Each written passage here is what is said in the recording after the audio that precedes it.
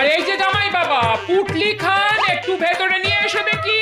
এই ভারী পুটলি বয়ে বয়ে আমার হাত দুটো কনকন কনকন শুরু করে দিল রে বাবা রে।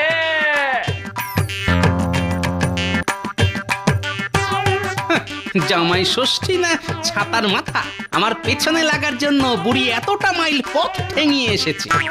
একেই বলে গিন্নির জ্বালায় অস্থির, তার উপর আবার শাশুড়ি মা, যাকে বলে একটার সঙ্গে আরেকটা একদম বিনামূল্যে।